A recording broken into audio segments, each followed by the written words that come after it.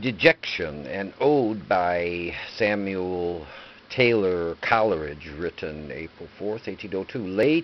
Late, yestreen I saw the new moon with the old moon in her arms, and I fear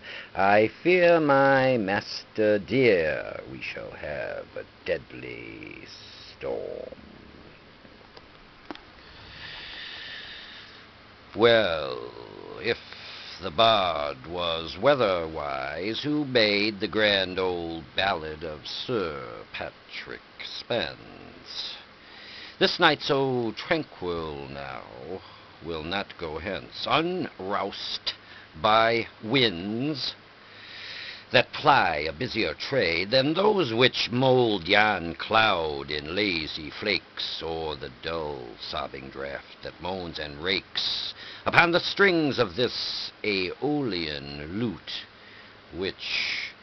better far were mute. For lo, the new moon, winter bright, and overspread with phantom light, with swimming phantom light o'erspread, but rimmed and circled by a silver thread. I see the old moon in her lap, foretelling the coming on of rain and squally blast. And oh, that even now the gust were swelling, and the slant night shower driving loud and fast, those sounds which oft have raised me, whilst they awed and sent my soul abroad, might startle this dull pain and make it move and live, a grief without a pang, void, dark, and drear, a stifled, drowsy, unimpassioned grief, which finds no natural outlet, no relief in word or sigh or tear. O lady, in this wan and heartless mood, to other thoughts by yonder throstle wooed,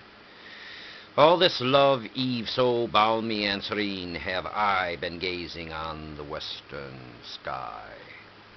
and its peculiar tint of yellow-green, and still I gaze, and with how blank an eye, and those thin clouds above, in flakes and bars, that give away their motion to the stars, those stars that glide behind them or between, now sparkling, now bedimmed, but always seen. Yon crescent moon, as fixed as if it grew in its own cloudless, starless lake of blue, I see them all so excellently fair. I see not, feel how beautiful they are. My genial spirits fail, and what can these avail to lift the smothering weight from all off my breast, if it were a vain endeavor, though I should gaze for ever on that green light that lingers in the west, I may not hope from outward forms to win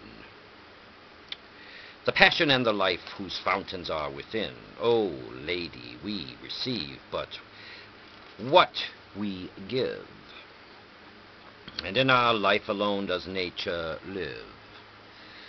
Ours is her wedding garment, ours her shroud, and would we aught behold of higher worth than that inanimate, cold world allowed to the poor, loveless, anxious crowd? Ah, from the soul itself must issue forth a life, a glory, a fair, luminous cloud, enveloping the earth, and from the soul itself must there be sent a sweet and potent voice of its own birth, of all sweet sounds the life and element. O pure heart, thou needst not ask of me what this strong music in the soul may be, what and wherein it doth exist. This light, this glory, this fair luminous mist, this beautiful and beauty-making power, joy, virtuous lady, joy that ne'er was given save to the pure, and in their purest hour, life and life's effluence cloud at once and shower. Joy, lady, is the spirit and the power, which wedding nature to us gives in dower, a new earth and a new heaven, undreamt of by the sensual and the proud.